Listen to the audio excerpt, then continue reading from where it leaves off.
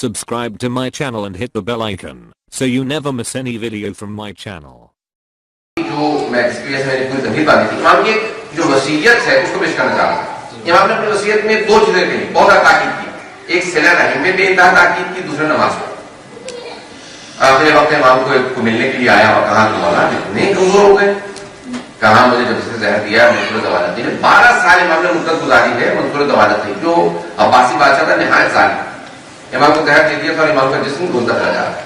کہا کہ نہیں, اگر مومن کو زمین پہ جو کچھ ہے مشرق سے لے کے مغرب تک سب کچھ دے دیا جائے, مشرق سے لے کے مغرب تک ساری حکومت اس کے ہاتھ میں دی جائے, تب بھی وہ اس چیز سے راضی نہیں ہوگا. خداوند متعال کو اور محمد والے محمد کو نہیں چھوڑے گا, دنیا کے اوپر کبھی راضی نہیں ہوگا.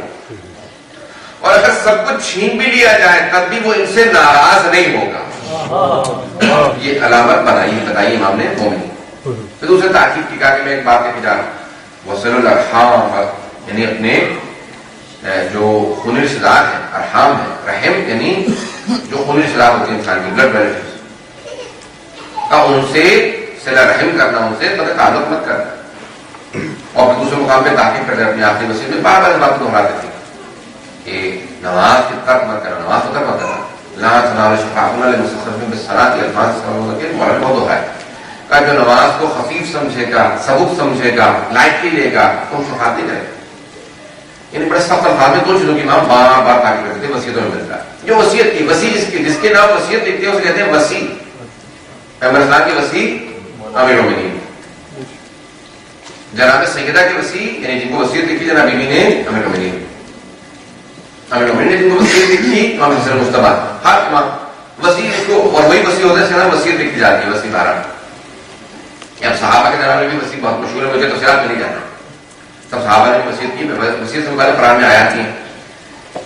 چھٹے امام نے جب اپنی وصیت لکھی, امام نے 5 افراد سے متعلق وصیت لکھی. توجہ لوں گی میرے ساتھ, بسم اللہ. 5 لوگوں کا نام لکھا. پہلا نام لکھا منصور ضمانتی کا. کون؟ وہ خلیفہ جس نے امام کو زہر دیا, عباس خلیفہ. دوسرا محمد بن سلیمان کا, جو گورنر تھا مدینے کا, جس نے بادشاہ سے یعنی خلیفہ سے حکم لیا اور امام کو زہر دلوایا. تیسرا اپنے بیٹے عبداللہ کے نام.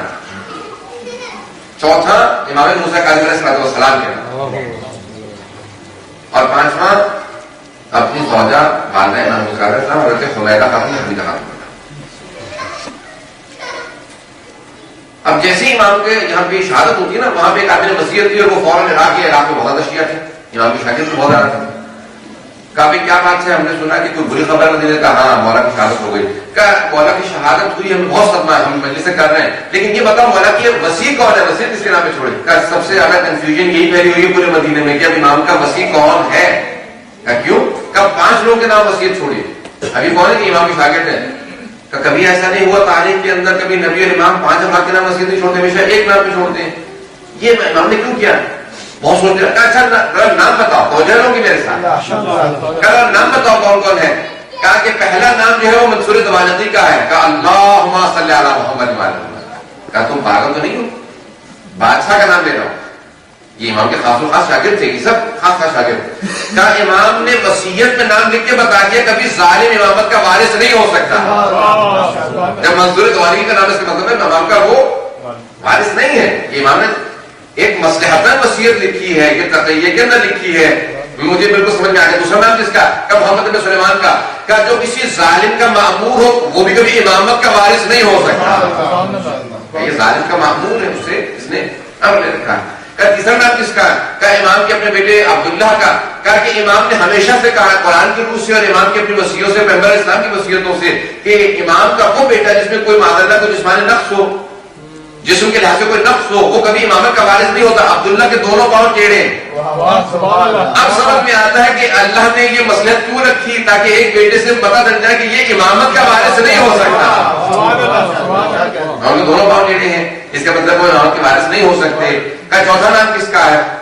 کہا حضرت موسیٰ بن جعفر کا. اور کا 5واں نام کا امام کی زوجہ کا. کیا کبھی بھی خاتون نہ نبی ہوتی ہے نہ امام ہوتی ہے. کیا مجھے تعجب ہے تمہاری ہے, تم پہ وصیت سننے کے بعد تمہیں معلوم نہیں ہوا کہ 7ویں امام کون ہے.